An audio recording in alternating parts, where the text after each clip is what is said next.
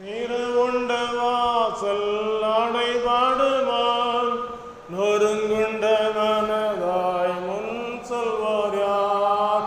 தீரவுண்ட வாசல் அடைபாடுமான் நொறுங்குண்ட மனதாய் முன் சொல்வார் யார்? நாட்கள் கொடியதாய் மாறிடுதே, காலத்தை ஆதாயம் செய்திடுவோம். நாட்கள் கொடியதாய் மாறிடுதே, காலத்தை ஆதாயம் செய்திடுவோம். ஒரு சிறு பையன் தாயோடு கூட கடைக்கு சென்று வருவது வழக்கமாக இருந்தது.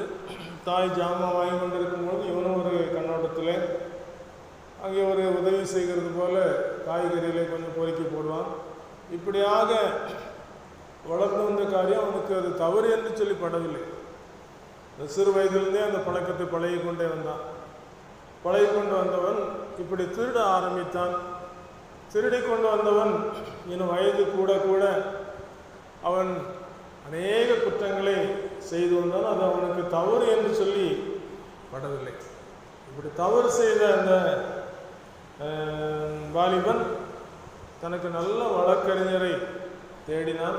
நல்ல வழக்கறிஞர் கிடைத்தார். வழக்கறிஞர்லாம் நன்றாக திறமையாக வாதாடி அவனுக்கு விடுதலை வாங்கி கொடுப்பார். இப்படி அநேக தரம் விடுதலை வாங்கி கொடுத்தார். கடைசியிலே அவன் ஒரு பெரிய குற்றத்தை செய்து வந்திருக்கும் போது அவன் திருந்தாத பட்சத்திலே, தவறுகளை செய்து கொண்டே இருந்த அந்த பட்சத்திலே அவன் இந்த வழக்கறிஞர் நமக்கு இருக்கிறார், என்ன தவறு செய்தாலும் நமக்கு விடுதலை வாங்கி தருவார், நாம் கவலைப்பட வேண்டியதே இல்லை என்று சொல்லி துணிந்து இருதயத்தை கடினப்படுத்தி கொண்டு தவறை செய்தான். இப்படி தவறு செய்த பிறகு அவன் வழக்கறிஞரை போய் சந்திக்கிறேன், இப்படி தவறு செய்து விட்டேன், வழக்கம் போல எனக்கு விடுதலை வாங்கி தாருங்கள் என்று சொல்லி கேட்கிறான். அப்பொழுது அந்த வழக்கறிஞர் சொல்லுகிறார், இதுவரைக்கும் நான் உனக்கு வழக்கறிஞராக இருந்தேன், இப்பொழுது எனக்கு ப்ரமோஷன் ஆகிவிட்டது, நான் நீதிபதியாக உயர்த்தப்பட்டிருக்கிறேன், ஆகினால இனி நான் வழக்காட முடியாது, நீ உனக்கு கொடுக்கப்படுகிற தண்டனை எதுவோ அதைத்தான் நான் சொல்ல முடியும், வேறு வழக்கறிஞர் இருந்தால் பார்த்துக்கொள் என்று சொல்லி அனுப்பிவிட்டார். இவனுக்கு கைகால் ஒன்றும் ஓடவில்லை, கைவிடப்பட்ட நிலைமை போல இருந்தது. அங்கே நீதிமன்றத்திலே அவனுக்காக வழக்காடி பார்க்கிறார்கள். ஆனாலும் நீதிபதியாக, அதுவரைக்கும் அவனுக்கு வழக்காடின நீதிபதியாக அந்த மனிதர் இருக்கிறார். அவர் நீதியின்படி தீர்ப்பு கொடுக்கிறவராக இருக்கிறார். இதே போல இன்றைக்கு இந்த திருச்சபையிலே நம்ம ஆராதிக்கிற ஆண்டவர், நாம் நம்பி இருக்கிற இயேசு ரட்சகர் நமக்காக பரிந்து பேசிக் கொண்டு இருக்கிறார். அது எதுவரைக்கும் என்று சொல்லி நமக்கு தெரியாது. இந்த காலங்களிலே நாம் திருந்தி இருக்கிறோமா, நம்முடைய வாழ்க்கையில் ஒரு மனமாற்றம் வந்திருக்கிறதா என்று சொல்லி நாம் சற்று யோசித்து பார்க்க வேண்டும். ஏனென்று சொன்னால் நாட்கள் பொல்லாதவைகள் ஆனபடியா காலத்தை பிரயோஜனப்படுத்திக் கொள்ளுங்கள். என்னாலும் ஒரு போல இருக்கார். எங்களோடு கூட வேலை பார்த்த ஒரு பெரியவர் அப்படி சொல்வார், என்னாலும் ஒரு போல இருக்கார், ஒரு நாள் ஒரு மாற்றம் வந்துவிடும் என்று சொல்லுவார். ஆகையினால கிடைக்கிற காலத்திலே திருந்தி வாழ்வது, தண்டனைக்குரிய ஒரு நிலைமையிலிருந்து நம்மை பாராட்டுகிற ஒரு நிலைமைக்கு நாம் வந்துவிட்டோம் என்று சொன்னால் நமக்கு இது நன்றாக இருக்கும். ஆலயத்திலே ஆண்டவரை ஆராதித்து தொழுது கொள்ளுகிற இந்த நாட்களிலே நாம் அதிகமாக அறிந்து கொள்ள வேண்டியது என்னவென்று சொன்னால், தேவன் ஒரே ஒரு காரியத்தை விரும்புகிறார். தேவன் தம்முடைய குமாரனை அனுப்பின ஒரு காரியம் உண்டு. அது நிறைவேறும் வரைக்கும் இந்த திருச்சபையிலே சத்தமிட்டு இந்த பிரசங்கம் செய்யப்பட்டு கொண்டே இருக்கிறது.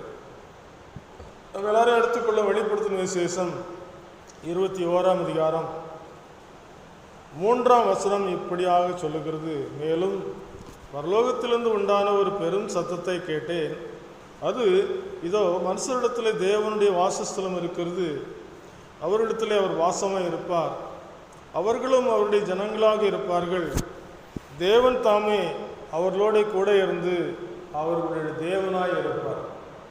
இந்த திருச்சபையிலே ஆண்டவர் நமக்கு கொடுக்கிற ஒரு ஆசீர்வாதம் என்னவென்று சொன்னால், இருதயத்துக்குள்ள நான் வாசம் பண்ண விரும்புகிறேன்.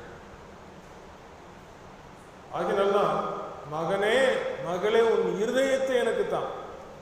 இருதயத்தை குறித்து நீங்கள் சிந்தித்து பார்க்கும் பொழுது இருதயமானது திருக்குள்ளதும் மகா கேடுள்ளதுமாக இருக்குது. இந்த இருதயத்துக்குள்ளே என்னெல்லாம் புறப்பட்டு வரும்னு சொல்லி மத்தேயு 15ஆம் அதிகாரத்தில் சொல்லப்பட்டிருக்கு.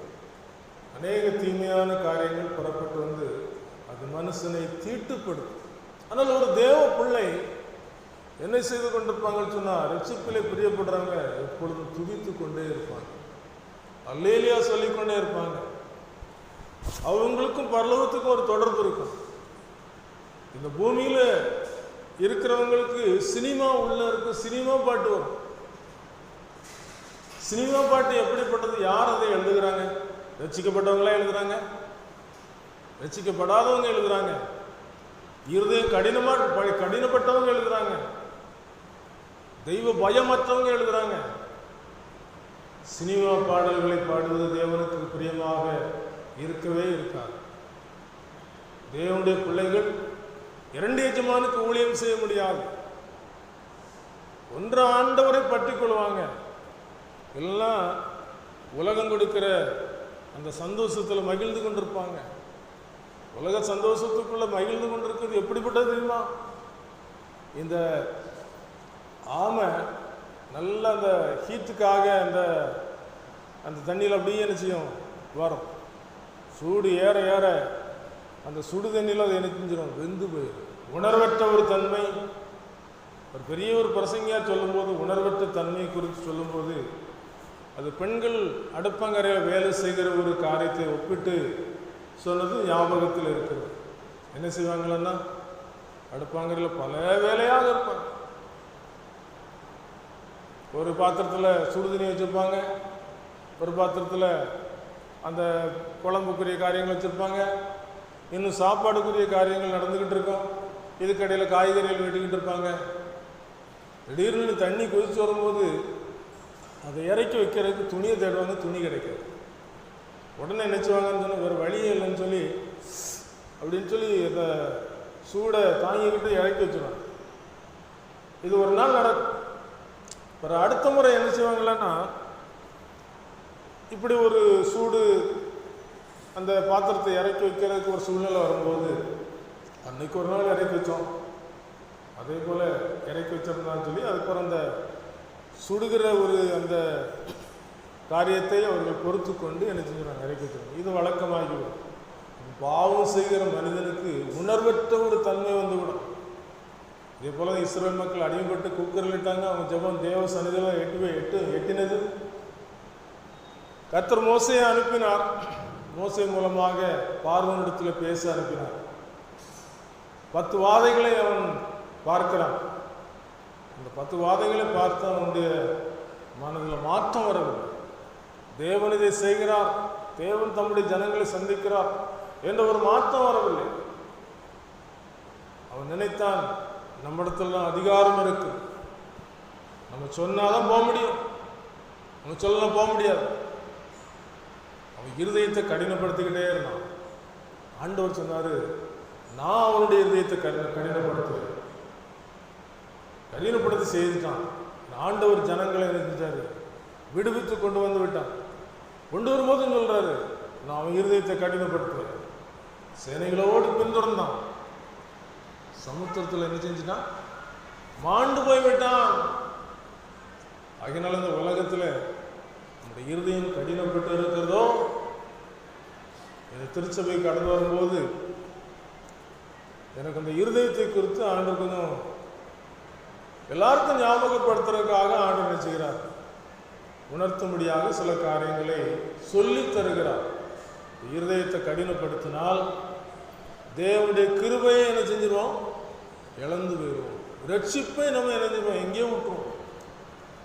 நம்ம கொடுக்கப்பட்ட ரட்சிப்பின் பாத்திரத்தை எடுத்துக்கொண்டு கர்த்தருடைய நாமத்தை தொழுது கொண்டால் நமக்கும் நம்முடைய குடும்பத்துக்கும் மிகுந்த ஆசீர்வாதமாக இருக்கும். இந்த உலக வாழ்க்கையில பயணித்து கொண்டிருக்கிற நம்முடைய வாழ்க்கையில இருதயத்துக்குள்ள இயேசு இருந்தா என்ன நடக்கும் சொன்னா, மற்ற 5:8 சொல்லப்பட்டிருக்கு, இருதயத்தில் சுத்தமுள்ளவர்கள் பாக்கியவான்கள், அவர்கள் தேவனை தரிசிப்பார்கள். பரிசுத்தம் இல்லாமல் ஒருவரும் அவரை தரிசிக்க முடியாது என்று சொல்லி வேதவசனம் திட்டமும் தீர்க்கமாக சொல்லுகிறது. பரிசுத்தம் இருக்கிறதா? நம்முடைய வாழ்க்கையில பரிசுத்தத்தை பெறுவதற்காக இயேசு என்ன செய்தார்? இந்த உலகத்திலே வந்து செய்த ஒரு காரியத்தை சிந்தித்து பார்க்கும் பொழுது ரோமர் 8:3 சொல்லுகிறது, அது எப்படியெனில் மாம்சத்தினாலே பலவீனமாயிருந்த நியாயப்பிரமாணம் செய்யக்கூடாததை தேவனே செய்யும்படிக்கு தம்முடைய குமாரனை பாவ மாம்சத்தின் சாயலாகவும் பாவத்தை போக்கும் பலியாகவும் அனுப்பி மாம்சத்திலே பாவத்தை ஆக்கினைக்குள்ளாக தீர்த்தார். தேவன் செய்த ஒரு காரியம் என்ன? பாவத்தை மனிதனால் தீர்க்க முடியவில்லை, நீக்க முடியவில்லை, அதில் சுத்திகரிப்பை பெற முடியவில்லை, நியாயப்பிரமாணத்தை கை கொள்ள முடியவில்லை. இருதய கடினம்தான். பாவத்தை செய்துவிட வேண்டும், ஆண்டவர் மன்னிக்கிறவர், இந்த ஒரு எண்ணம் எல்லா இடத்திலும் இருக்கிறது. அந்த துணிகரம் அந்த அனனியா சப்பராடு உள்ளத்துக்குள்ள வருகிறது. ஆதி அப்போஸ்தலர் காலத்தில் எல்லாரும் தங்களுக்கு கொடுக்கப்பட்ட ஆஸ்திகளை விற்று அப்போஸ்தலருடைய பாதபடியில் கொண்டு வைக்கிறாங்க. இவங்களும் விற்கிறாங்க. விற்கும்போது அவங்களுக்கு சொந்தமானதாக இருக்குது. ஒரு பங்கை தங்களுக்கென்று வைத்து விடுகிறாங்க, கொண்டு வந்து வைக்கிறாங்க. அப்போஸ்தலர்கள் பரிசுத்தாவியினால் நிறைந்தவர்களாய், உங்க ஆஸ்தி இவ்வளவுக்குத்தான் விற்றீங்களோ? கேட்கும் போதுதான் உள்ளத்துக்குள்ள இணைந்திருக்கணும், ஒரு உணர்வு வந்திருக்கணும். இருதயம் கடினப்பட்டு விட்டது. சொல்றாங்க, இவ்வளவுக்கு தான் விற்றோம், தூக்கிட்டு போயிட்டாங்க. கொஞ்ச நேரத்தில் வர்றாங்க, இவ்வளவுதான் விற்றீங்களா? 2 பேரும் சேர்ந்து போய் சொல்றீங்க. தேவ சமூகத்தில் எச்சரிப்பு. அன்புக்குரியவர்களே, இந்த உலகம் ஒரு நாள் நிச்சயமாக கைவிடும். ஆனால் ஆண்டவருக்கு உண்மையான இருதயத்தை கொடுத்து விட்டால், ஏதோ மனுஷரின் மத்தியில் தேவாதி தேவனே வாசம் செய்கிறாரே, ஏதோ மனுஷரின் மத்தியில் தேவாதி தேவனே வாசம் செய்கிறாரே, தேவன் தாவடிக்கும் தலமே தம் ஜனத்தாரின் மத்தியிலா, தேவன் தாவடிக்கும் தலமே தம் ஜனத்தாரின் மத்தியிலா, தேவன் தாவர்கள் தேவனாயிருந்து கண்ணீர் யாவையும் துடைக்கின்றாரே, தேவன் தாவர்கள் தேவனாயிருந்து கண்ணீர் யாவையும் துடைக்கின்றாரே, இதோ மனுஷரின் மத்தியில் தேவனே வாசம் செய்கிறாரே. இந்த உலகத்தில் எத்தனையோ கோடிக்கணக்கான மக்கள் இருக்கிறாங்க. எத்தனை பேர் மறந்திருக்கிறாங்க, எத்தனை பேர் ரட்சிக்கப்பட்டிருப்பாங்க. அவங்க எல்லாரும் ரட்சிக்கப்படும் சொல்லி ஆண்டவர் நீடிய பொறுமை உள்ளவராக இருக்கிறாங்க. நம்முடைய திருச்சபையின் பிள்ளைகளும் கூட ஒருவேளை இந்த ரட்சிப்பு என்னைக்காவது பெற்றுக்கலாம். பெற்றுக்கொண்ட பிறகு அந்த பாவத்தில் விழுந்து ஆண்டவரை விட்டு பின்வாங்கி பாவத்துக்கு அடிமையா இருக்கலாம். திருச்சபையில விசுவாசிக்கும் இடம் உண்டு, அவிசுவாசிக்கும் இடம் உண்டு, துன்மார்க்கருக்கும் என்ன செய்யுது இடம் உண்டு. ஆண்டவருடைய பிள்ளைன்னு சொல்லி வர்றவங்க எல்லாருக்கும் இடம் உண்டு. ஆண்டவர் சொல்றாரு, துன்மார்க்கன் சாகிறது எவ்வளவு வேலை எனக்கு பிரியமல்ல, அவன் துன்மார்க்கத்தை விட்டு திரும்பி பிழைப்பதையே விரும்புகிறேன் என்று சொல்றாரு. அது மட்டுமல்ல, தேவனுடைய பிள்ளைகள் விழுந்திருக்கும் பொழுது, பின்வாங்கி இருக்கும் பொழுது ஆண்டவர் ஒன்றை நினைப்பூட்டுகிறார். வெளிப்படுத்தின விசேஷம் 2ஆம் அதிகாரம் 4ஆம் வசனத்தில் சொல்லுகிறார், ஆனாலும் நீ ஆதியில் கொண்டிருந்த அன்பை விட்டாய் என்று உன் பேரில் எனக்கு குறைவுண்டு. ஆகையால் நீ இன்ன நிலைமையிலிருந்து விழுந்தாய் என்பதை நினைத்து மனந்திரும்பி ஆதியில் செய்தவைகளை செய்வாயாக. இல்லாவிட்டால் நான் சீக்கிரமாய் உன்னிடத்தில் வந்து நீ மனந்திரும்பாத பட்சத்தில் விளக்கு தண்டை அதனின்று நீக்கி விடுவேன் என்று சொல்லுகிறது. இன்றைக்கு நம்முடைய வாழ்க்கையிலே நாம் என்ன நிலைமையிலிருந்து விழுந்தோம் என்பதை நினைத்து பார்க்கணும். எல்லாருடைய வாழ்க்கையிலும் ஒரு வீழ்ச்சி. பார்வோன் தன் இருதயத்தை கடினப்படுத்துவது போல வருகிற பாவங்களிலே அந்த பாத்திரத்தை தூக்கி வைத்து ஒரு அசால்ட் வந்தது போல தேவனுடைய ராஜ்யத்துக்குரிய சுவிசேஷம் நமக்கு கிடைக்கும் போது பிறகு பார்த்துக்கலாம். இப்போ தானே சின்ன வயசா இருக்குது, இப்போ தானே வாலிப நாட்களா இருக்குது, இன்னும் கொஞ்சம் காலம் நினைச்சலாம் அந்த உலகத்துக்கு ஒத்த வேஷம் தரித்து கொண்டு வாழலாம். ஆண்டவர் எருசலேமை பார்த்து சொல்லும்போது உனக்கு கிடைத்த இந்த நாளில் ஆகிலும் உன் சமாதானத்துக்கு ஏற்றவைகளை அறிந்திருந்தாயானால் உனக்கு நலமாயிருக்குமே. ஆதியில் கொண்டிருந்த அன்பு இருக்குதா? அன்றைக்கு நாம் சிலுவையை பார்த்து கஞ்சி இருப்போம், கதறி இருப்போம். சிலுவை காட்சிகளை நினைத்து இயேசு எனக்காக மரித்தார், இயேசு எனக்காக ரத்தம் சிந்தினார், இயேசுவின் அன்பு சிறந்தது என்று நம்முடைய உள்ளத்திற்குள்ள முதலிடம் கொடுத்திருப்போம். இன்றைக்கு அந்த விசுவாசம் பின்னால போயிருக்கும். உலகத்தின் தேவைகள், உலகத்தினுடைய மேன்மைகள் உள்ளே வந்திருக்கும்.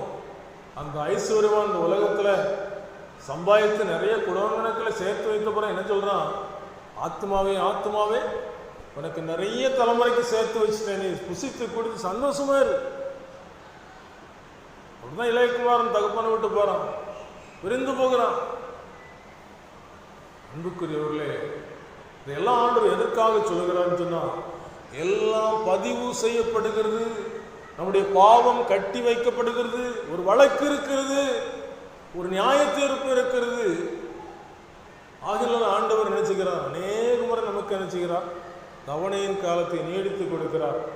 இஸ்ரவேல் மக்களுக்கு அவர் செய்த காரியத்தை குறித்து அவர் நினைப்பூட்டுகிற ஒரு காரியம் இங்கே சொல்லப்பட்டிருக்கிறது. எரேமியா 4ஆம் அதிகாரம் 14ஆம் வசனத்தில் சொல்லுகிறார், எருசலேமே நீ ரட்சிக்கப்படும்படிக்கு உன் இருதயத்தை பொல்லாப்பற கழுவு, எந்த மட்டும் அக்கிரம நினைவுகள் உன் உள்ளத்திலே தங்கும்.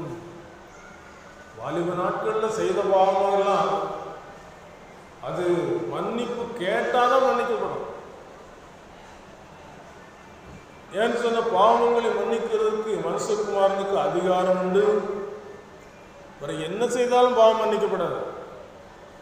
இன்னைக்கு சட்டை இருக்குது, சட்டை அழுக்காயிற்று, அழுக்கானவன்னு என்ன செய்யறோம்? நல்ல அதுக்குரிய சோப்பு, அதுக்குரிய பவுடரை வாங்கி நல்லா தேய்ச்சி அந்த அழுக்கு போகிற வரைக்கும் நம்ம என்ன செய்யறோம்.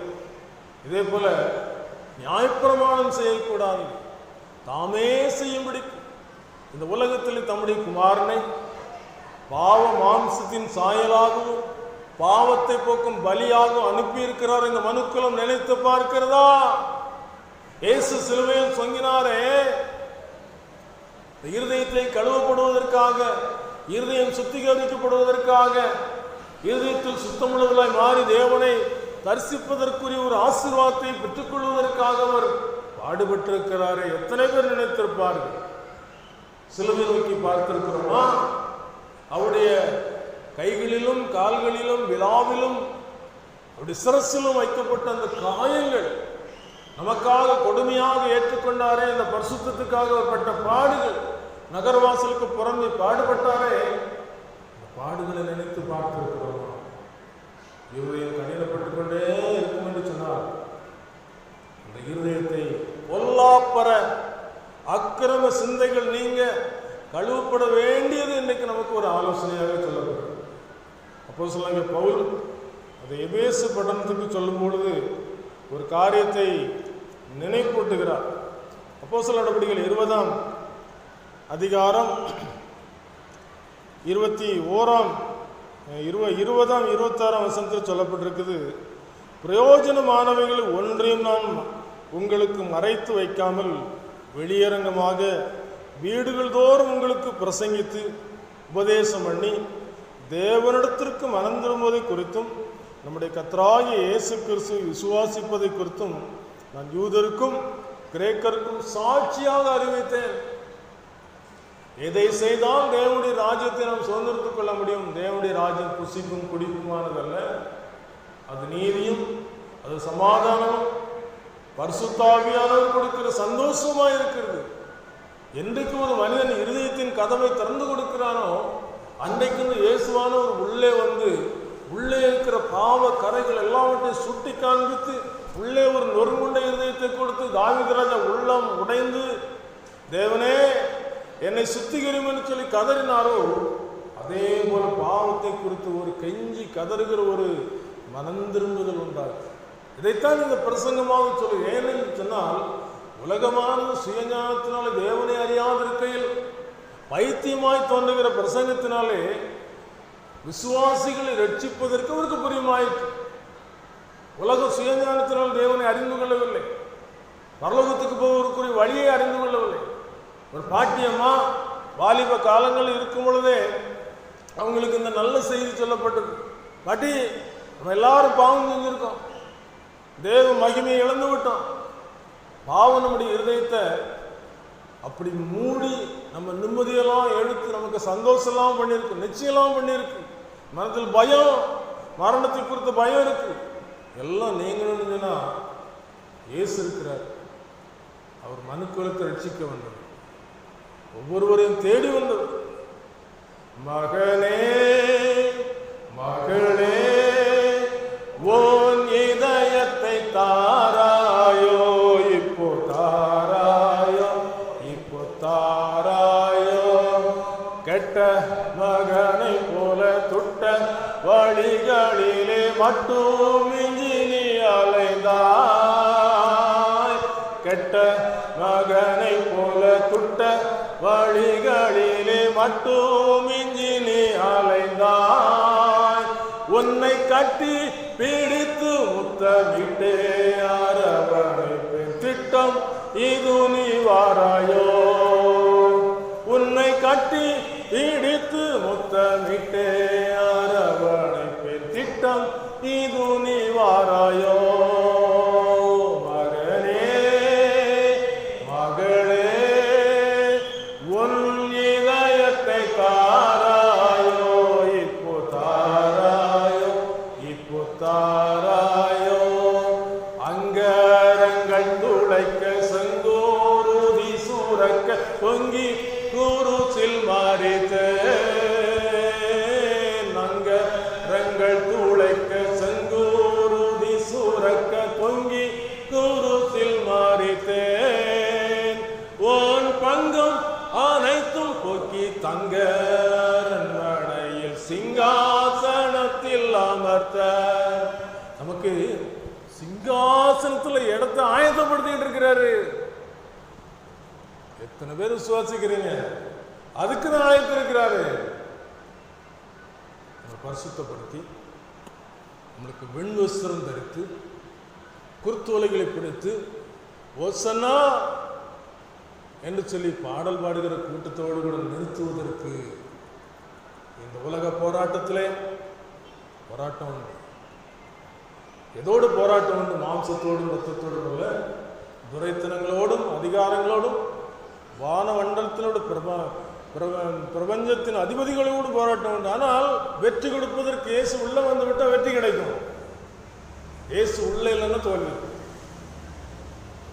அதுக்குத்தான் மகனே மகளே இருதயத்தை இருக்குத்தான். இந்த இருதயமானது தேவன் தங்கி இருக்கிற ஒரு வாசஸ்தலமாக மாறுகிறது. தேவன் உள்ள தங்கி இருக்கும் போது பிசாசு உள்ள நுழைய முடியாது. யோபு சோதிக்கப்படுவதற்கு முன்பதாக எல்லா தேவபுத்திரம் வந்து நிற்கிறாங்க, சாத்தானும் உள்ளமே நிற்கிறான். என்ன செய்யறான் தெரியுமா? எல்லாருமே நிற்கிறாங்க, அவங்கவுங்க ரிப்போர்ட்டை கொடுத்துட்டு இருக்கிறாங்க. நீங்களாம் நினைக்கலாம் நமக்கு தேவதூர் உண்டா? இந்த சிறியில் ஒருவரையும் குறித்து அற்பமாக எண்ணாதபடிக்கு எச்சரிக்கையா இருங்கள். ஏனெனில் அவர்களுக்குரிய தேவதூதர்கள் என் பிதாவின் பரிசுத்த ஸ்தலத்தில் என்ன செய்றாங்க? தரிசிக்கிறாங்க, ரிப்போர்ட்டை கொண்டு போறாங்க. தேவதூதர்கள் இந்த பூமியில எப்போ வந்திருக்கிறாங்க தெரியுமா? நம்மை பாதுகாப்பதற்காக, நம்மை பரிசுத்தத்துக்கு நேராக நடக்கும்போது அவங்களும் சேர்ந்து ஆண்டவரை துதிக்கிற கூட்டத்தோடு கூட நம்மை ஐக்கியப்படுத்துவதற்கா இந்த ஐக்கியத்தை இந்த திருச்சபை நமக்கு தருகிறது. பிதாவோடும் குமாரனோடும் பரிசுத்த ஆவியோடும் இந்த ஐக்கியத்தை தருகிறது. ஆகினால்தான் இந்த தேவபுத்திரலாம் நடக்கும்போது சாத்தான் உள்ள போய் நிற்கிறான். என்ன கேட்கிறான் தெரியுமா? அனுமதி கேட்கிறான். அவனுக்கு நல்ல ஆஸ்தியை கொடுத்துருக்கிறீங்க, அதனால அவன் உங்களை ஆராதிக்கிறான். அவங்க உங்களுக்கு கொடுக்க வேண்டிய கனத்தெல்லாம் கொடுக்குறான். கொஞ்சம் அவனுடைய ஆஸ்தியை எடுத்து பாருங்க, கொஞ்சம் அவனுக்கு சோதனைகளை கொடுத்து பாருங்க, நிற்கிறான்னு பார்ப்போம். அனுமதி வாங்கிட்டு வர்றான். சத்துரு சோதிக்க தேவ உத்தரவோடு தான் வருகிறான், சோதிக்கிறான். சோதனைக்கு சோதிக்கப்பட்ட பிறகு பொன்னாக விளங்குவேன்னு சொல்லி யோகம் சொல்றாரு. நம்ம சோதிக்கப்படும் போது ஆண்டவரை பார்க்கறது மறந்துடக்கூடாது. பூமியின் எல்லையெங்கும் உள்ளவர்களே என்னை நோக்கி பாருங்கள், அப்பொழுது ரட்சிக்கப்படுவீர்கள். ரட்சிப்பு நோக்கி பார்க்கும் பொழுதுதான் நமக்காக பாடுபட்டிருக்கிறாரு. ஏன்னு சொன்னா ஒப்பு கொடுத்ததுனாலதான். யாரை தேடுகிறீர்கள்? இயேசுவை தேடுகிறோம். கெத்செமனே தோட்டத்துக்கு தடியெல்லாம் தூக்கிட்டு வந்திருக்காங்க, தீப்பந்தத்தோடு வந்திருக்கிறாங்க, ஈட்டியெல்லாம் கொண்டு வந்திருக்காங்க. ஒரு கூட்ட மக்களை பிடிச்சு வந்திருக்காங்க. இந்த கூட்டம் என்னாச்சு தெரியுமா? நான் தான் இயேசுன்னு சொன்னவனே பின்னிட்டு போய் விழுந்துறாங்க. அவ்வளோ வல்லமை உள்ள இயேசு, அவ்வளோ வல்லமை புறப்பட்டது. தேவனுக்கு சமமாக இருப்பதை கொள்ளையாடின பொருளாக எண்ணாமல் தம்மை தாமே வெறுமையாக்கி அடிமையின் ரூபெடுத்து மனுஷர் சாயலானா.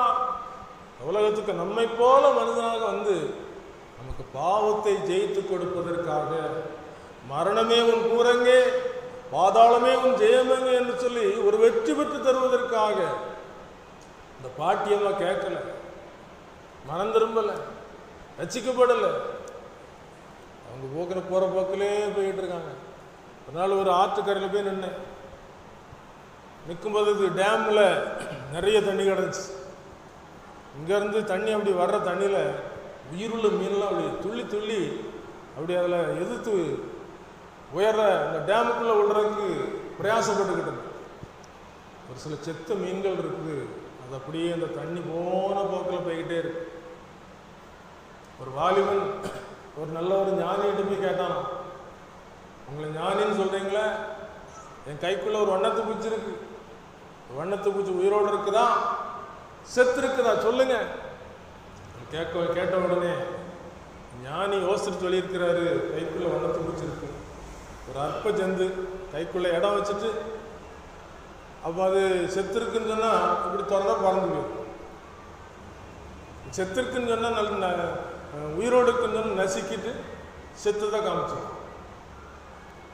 வாலிபனே, இந்த வண்ணத்து பூச்சி உயிரோடு இருக்கிறதும் செத்து இருக்கிறதும் உன் கையை பொறுத்தது. நம்ம இருதயத்துக்குள்ள இடம் கொடுத்திருந்தா ரட்சிப்பு நிறைவேற பிரயாசப்படுகிற அந்த ஆசீர்வாதம் நடந்து கொண்டே இருக்கும். அனுதினமும் கழுவப்படுகிற ஒரு காரியம். ஆகினால்தான் அடுத்து இருக்கிறது, பரிசுத்தமாகிறவன் இன்னும் பரிசுத்தமாகட்டும் என்று சொல்லியிருக்கிறார். பரிசுத்தத்தின் மேல் பரிசுத்தம் அடைந்து அவருடைய நித்திய ஜீவகரையில சேர்ந்து கோடாகோடி தூதர்கள் போற்றி துதிக்கிற இடத்துல போய் நின்று இருதயத்துக்குள்ள தேவன் வாசம் பண்ணுகிற ஒரு ஆசீர்வாதத்தோடு கூட இருப்பதற்கு இந்த திருச்சபையில நம்மை பக்குவப்படுத்துகிறோம். நடக்குதா? இருதயத்தில் இடம் கொடுத்துருக்கீங்களாமா? ஐயா, இருதயத்தில் இடம் கொடுத்துருக்கிறீங்களா? நம்முடைய ஆத்மா உயிரோடு கூட இருந்தால் தான் உன்னதத்துக்குள்ள என்ன செய்ய போக முடியும். அங்கே ஜீவ புஸ்தகம்னு சொல்லி ஒரு புஸ்தகம் எழுதப்பட்டிருக்குன்னு சொல்லியிருக்குது. புஸ்தகங்கள்லாம் திறக்கப்படும். இன்னைக்கு சில நீங்கள் மீடியாக்களில் பார்த்தீங்கன்னா நரகத்தை குறித்து ஒரு எச்சரிப்புக்கு நிறைய காட்சிகளை போட்டு காமிப்பாங்க. உண்மையாகவே நரகம் எப்படிப்பட்டதாக இருக்குன்னு சொல்லி இயேசுவானவர் சொல்லியிருக்காருன்னா, ஐஸ்வர்யவான் லாசரு சமூகத்தின் மூலமாக சொல்லியிருக்கிறார், மரணத்துக்கு பின் ஒரு வாழ்க்கை இருக்கிறது, மறக்க வேண்டாம், மறக்க வேண்டாம், மறக்க வேண்டாம், மறக்க வேண்டாம், மறக்க வேண்டாம், மறக்க வேண்டாம். இயேசு சொன்னாரே, பாதாளத்திலே ஐஸ்வர்யவான் வேதனைப்படுகின்றான், ஏழை லாசருவோ கோபுரகம் மடியில் சந்தோஷமாய் அமர்ந்திருக்கின்றார். மரணத்துக்கு பின் ஒரு வாழ்க்கை இருக்கிறது. மறக்க வேண்டாம், மறக்க வேண்டாம், மறக்க வேண்டாம். இன்றைக்கு இயேசுவானவர் வருவார் என்று சொன்னார். ஆயத்தமாக இருக்கிறவங்க போயிடுவாங்க. ஆண்டு சொல்லியிருக்கு, நம்முடைய வருகை குறித்து சொல்லியிருக்கிறது. திருடன் வருகிற விதமாய் நினையாத நாளிலே எப்பன்னு சொல்ல முடியாது. இதெல்லாம் நடக்கும்போது நீங்க அறிந்து கொள்ளுங்க. சீசர்கள் போய் கேட்கிறாங்க, இதெல்லாம் எப்ப நடக்கும்? எருசலேம் சேனைகளால் சூழப்பட்டிருக்கும் போது அவர் வாசலுக்கு வந்து விட்டார் என்று சொல்லி அறிந்து கொள்ளுங்கள். இவைகளுக்கெல்லாம் தப்பி மனசுக்கு வரணுக்கு என்பதாக நிற்க பாத்திரவங்களுக்கு எண்ணப்படுவதற்கு எப்பொழுதும் ஜெபம் பண்ணி விழித்திருங்கள். மாம்சம் பலவீனம் உள்ளது, ஆவியோ உற்சாகம் உள்ளது. ஆவிக்குரிய வாழ்க்கை வாழ்வதற்கு இன்னைக்கு ஆவிக்குரிய புஸ்தகங்களை வாசித்து ஆவிக்குரிய நிலைமையில நான் எப்படி இருக்குன்னு சொல்லி பார்க்கிறோமா? நாங்களாம் வாலிப நாட்களில் இருதய கண்ணாடின்னு ஒரு புஸ்தகம் இருக்கு. இருதய கண்ணாடியில ரட்சிக்கப்படாதவங்களுடைய முகம் எப்படி இருக்கும், அவங்களுடைய செயல்கள் எப்படி இருக்கும், அவங்களுக்கு வரக்கூடிய தண்டனை எப்படி இருக்குன்னு சொல்லி அந்த இருதய கண்ணாடி புஸ்தகத்தில் போட்டிருக்கும். ரட்சிக்கப்பட்டவங்க இப்படி கூட்டங்களுக்கு வரும்பொழுது எனக்கும் பரலோகம் வேணும்னு சொல்லி நினைக்கிறவங்க என் இருதயத்தை இயேசுக்கு ஒப்பு கொடுக்கணும்னு சொல்லி ஒப்பு கொடுக்கும் போது பரிசுத்த ஆவியானவர் உள்ளே வந்து முத்திரை போடுகிறார். மீட்கப்படும் நாளுக்கு என்று நமக்கு கொடுக்கப்படுகிற அந்த அச்சாரம் அதுதான். பரிசுத்த ஆவியானவர் வந்து முத்திரை போட்டவனே முகம் சமாதானமாக மாறிவிடுகிறது. சமாதானத்தை வைத்து போகிறேன், என்னுடைய சமாதானத்தை உங்களுக்கு கொடுக்கிறேன். உலகம் கொடுக்கிற பிரகாரம் நான் உங்களுக்கு சமாதானம் கொடுப்பதில்லை. பிலாத்து விசாரிக்கிறாரு, நீ ராஜாவா?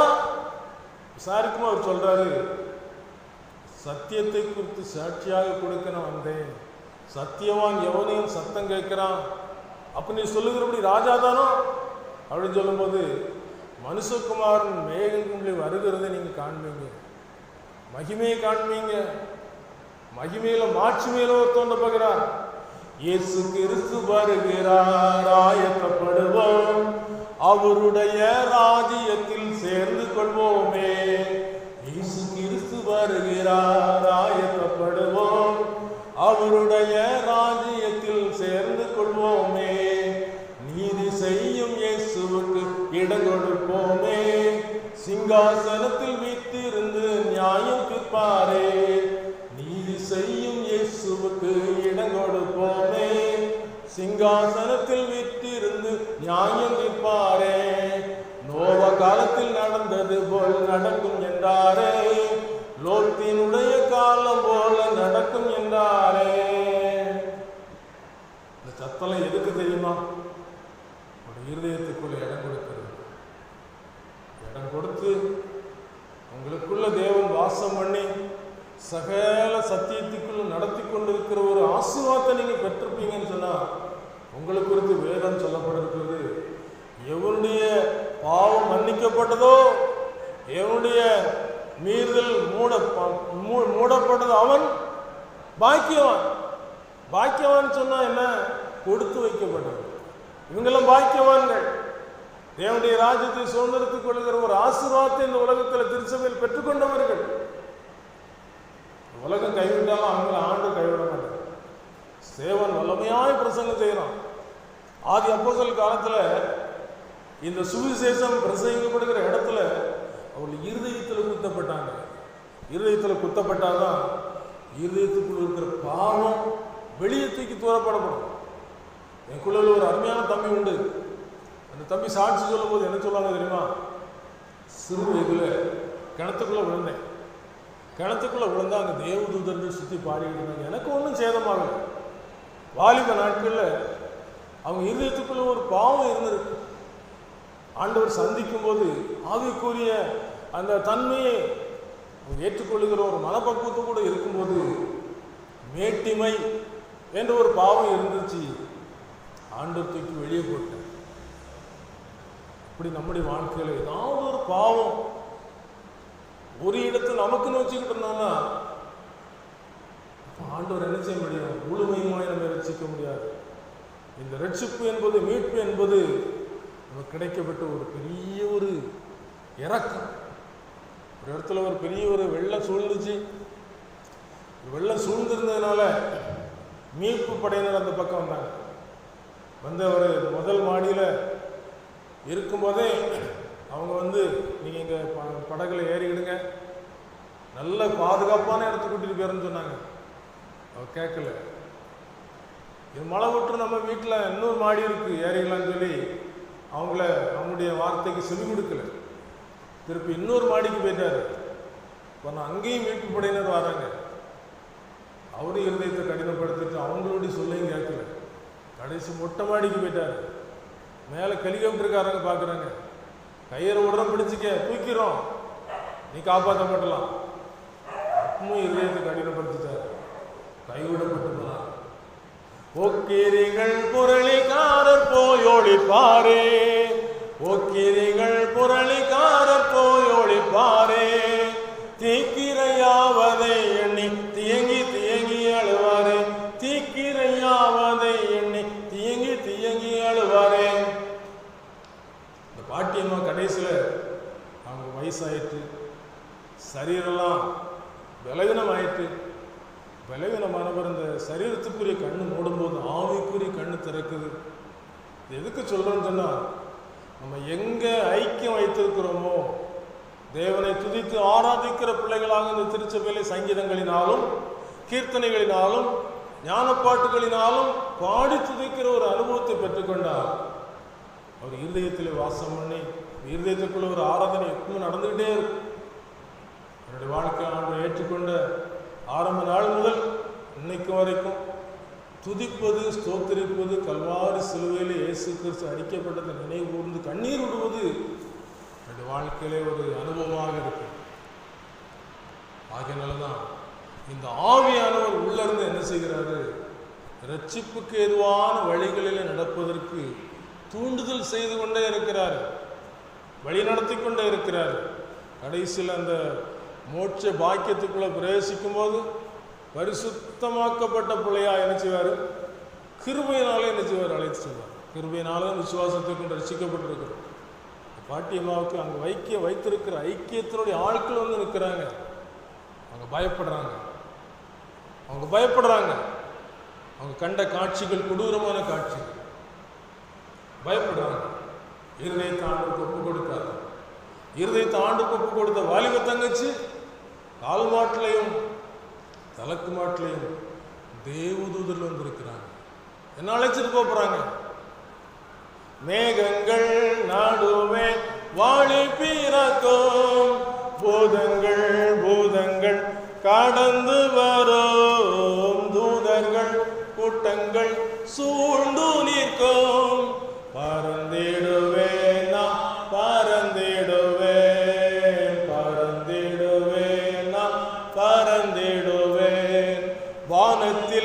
வானத்தில் நடுவானத்தில் இயேசுவின் கைகளில் நான் இருப்பேன். பரமன் இயேசுவின் புன்னகை முகம் என் கண்களில் உள்ளத்தில் நிறைந்து நிற்கும், என் கண்களில் உள்ளத்தில் நிறைந்து நிற்கும். ஒரு அற்புதமான ஒரு காட்சி. மகிமையில் இயேசு கிறிஸ்து வரப்போகிறார். சந்திக்க ஆயத்தமாக இருக்கிறோமா? விட வேண்டிய பாவங்களை விட்டுட்டு இருதயத்துக்குள்ள வாரும் ஆண்டவரேன்னு சொல்லி அழைத்தோம்னு சொன்னா இருதயத்துக்குள்ள வரும். ஆதி அப்போஸ்தலர் காலத்தில் அதான் நடந்துச்சு. இருதயத்தில் குத்தப்பட்டாங்க, மனம் திரும்பினாங்க, இயேசுக்கு இருதயம் கொடுத்தாங்க. அங்கு உள்ள பரிசேயர்கள் வேதபாரர்கள்லாம் அந்த நாமத்தை குறித்து பிரசங்கிக்க கூடாதுன்னு சொன்னாங்க. அவருக்காக நாங்கள் வெட்கப்படுறதுக்கு நாங்கள் என்ன செய்யல, யோசிக்கல. அதுக்காக நாங்கள் என்ன பட்டாலும் சரி, சிறுமைப்படுத்தப்பட்டாலும் சரி ஒப்பு கொடுத்து வாழ்ந்தாங்க. அவங்க பெற்றுக்கொண்ட ஒரே ஒரு ஆசீர்வாதம் நித்திய ஜீவன், நித்திய வாழ்வு. இந்த உலகத்தில் அவங்க சிறப்பானவங்களாக இருந்தாங்க. இன்னைக்கும் சரித்திரம் சொல்லுகிறது, இயேசு உயிர் தழுந்த அந்த கல்லறை இன்னைக்கும் திறந்திருக்கிறது. இன்னைக்கு அவரை பற்றி கொள்கிற ஒவ்வொருவருக்கும் அவர் கொடுக்க போகிற ஒரு ஆசீர்வாதம், அவர் வரும்போது ஒரு விசேஷித்த ஒரு காரியத்தை நமக்கு வைத்திருக்கிறதை வேதவசனம் நமக்கு திட்டமும் தெளிவாக சொல்லுகிறது. பிலிப்பியர் 3 அதிகாரம் 10 வசனத்திலே அந்த காலத்தில் இருந்த தேவ பிள்ளைகள் எதற்காக பிரயாசப்படார்கள் தெளிவாக சொல்லி இருக்கிறார்கள். பிலிப்பியர் 3ஆம் அதிகாரம் 10ஆம் வசனத்தில், இப்படி நான் அவரையும் அவருடைய உயிர்த்தெழுதலின் வல்லமையும் அவருடைய பாடுகளின் ஐக்கியத்தையும் அறிகிறதற்கும் அவருடைய மரணத்திற்கொப்பான மரணத்திற்குள்ளாகி எப்படியாயினும் நான் மரித்தோரிலிருந்து உயிரோடு எழுந்திருப்பதற்கு தகுதியாக படிக்கும். திருச்சபையிலே தகுதியாகிற ஒரு காரியம் நடந்து கொண்டு இன்னைக்கு நீங்க தகுதியாயிரலாம். இயேசுக்கு இடம் கொடுத்த ஒரு வாலிப தங்கச்சியும் ஒரு சின்ன பிள்ளையும் உரையாடிக்கிட்டு இருந்தாங்களாம். இந்த சின்ன பிள்ளை சொன்னாலாம், ஏசியா உள்ளத்துக்குள்ள இருக்கிறாரு, ஏசியா கூட இருக்கிறாரு. எப்படின்னு சொல்றான்? ஒரு இருதயத்தை தட்டுகிற அந்த படத்தை பார்த்தாங்க. 2 பேருக்கும் உரையாட வந்துச்சு. அக்கா அக்கா ஏசப்பா அந்த வீட்டு கதவு பூட்டிருக்கு, உள்ள தாழ்பால் போட்டிருக்கு, உள்ள ஆள் இருக்கும், கட்டிக்கிட்டே இருக்கிறாரு. உள்ள இருக்கிறவங்களுக்கு கேட்கலாம், ஏன் திறக்கல? கேட்கலையோ? வேதத்தில் சொல்லப்பட்டு காதுள்ளவன் கேட்க கடவன், காதுள்ளவன் கேட்க கடவன். அதுக்கு பிறகு அக்கா அக்கா ஏசப்பா ரொம்ப நேரமா தட்டிக்கிட்டு இருக்கிறாரு, திறக்கலையே. உள்ள இருக்கிறவங்க இவங்களுக்கு ஏதாவது எதிரியா இருப்பாங்களோ, உள்ள இருக்கிறவங்களுக்கு ஏசப்பா ஏதாவது தீமை செஞ்சிருப்பாரோ, என்னை விட்டு தூரப்பட்டு மாயை பின்பற்றி வீணனாய் போவதற்கு இடத்துல என்ன அநியாயத்தை கண்டார்கள் சொல்லி வருத்தத்தோடு கேட்கிறார். அந்த ஏசப்பாவை திறந்து என் உள்ளத்துக்குள்ள விட்டேன், ஏசப்பா என் உள்ளத்துக்குள்ள இருக்கிறார். அந்த அனுபவத்தோடு கூட அந்த சாட்சியை சொல்றார். நம்முடைய இதயத்துக்குள்ள இயேசு இருக்கிறார். இயேசு இல்லைன்னு சொன்னா இருதயம் கடினப்பட்டு கொண்டே இருக்கும், இருதயம் கடினப்பட்டு கொண்டே இருக்கும். அநேக காலங்களை குறித்து நமக்கு அப்படி அலசி பார்ப்பதற்கு ஆண்டவர் நினைச்சுகிறார், ஞானத்தை கொடுக்கிறார். வருகிற காலங்கள் எப்படி இருக்கும்? அக்கிரம் மிகுதியாவது அனைவருடைய அன்பு தணிந்து போகும், முடிவு பரிந்து நிலைநிற்பவனே ரட்சிக்கப்படும். எதுல நிலை நிற்கணும்? பரிசுத்தத்தில். பரிசுத்த ஆவியானவர் கொடுக்கிற சத்தியத்தில். ஆவியான் நமக்குள்ள இருந்து நம்மளோடு கூட இருக்கிறப்பா, உயிர்த்தல் வல்லமையை தருவதற்காக உன்னோடு கூட இருக்கிறேன் என்று சொல்லி நமக்கு அந்த அனுபவத்தை நம்ம கற்றுக்கொண்டு கொண்டே இருப்பார். இயேசுவுக்காய் எல்லா பாடும் எங்கும் சகித்த, இயேசுவுக்காய் எல்லா பாடும் எங்கும் சகித்த, சுத்த பரிசுத்தரெல்லாம் துள்ளி சாடி பாடுவார், சுத்த பரிசுத்தரெல்லாம் துள்ளி சாடி பாடுவார். கொடி தூதரவரோடு வருவார், கொடி தூதரவரோடு வருவார். பூகோளம் நடுங்கிடுமே, வானலோகம் கழித்திடுமே. அப்படியே இருந்தபடியே நாம் கண்களை மூடி நம்மோடு கூட ஆவியானவர் பேசுவதை நினைத்து பார்த்து, ஆண்டவரே என் இருதயத்தை கடினப்படுத்திக் கொண்டே இருப்பான். ஆதியில கொண்டிருந்த அன்பு என்னிடத்துல இல்லை, என்ன நிலைமையிலிருந்து விழுந்தேன்னு சொல்லி ஆவியானவரை எனக்கு உணர்த்தி தாங்க. இருதயத்தை கடினப்படுத்துறதுனால நான் தீட்டுப்படுத்தப்படுகிறேன். இருதயத்தை கடினப்படுத்துறதுனால கர்த்தரே இருதயத்தை கடினப்படுத்தி ஆபத்துக்குள்ள போகிறேன். இன்னும் இருதயத்தை கடினப்படுத்துறதுனால மேன்மையான ஆசீர்வாதத்தை இழந்து போகிறேன்னா இருக்கிறேன். இருதயத்தை உடைத்து நொறுக்கி நவமான இருதயத்தை தருவேன்னு சொன்னீங்களே, கல்லான இருதயத்தை உடைத்து நொறுங்குண்ட இருதயத்தை தாங்க ஏசப்பான்னு சொல்லி கேட்பீங்கன்னு சொன்னா அவங்க இருதயத்தை புது சிருஷ்டியாக மாற்றி அவங்க அவருடைய பிள்ளைகளாக என்னைக்கும் காத்துக்கொள்வார், என்னைக்கும் காத்துக்கொள்வார்.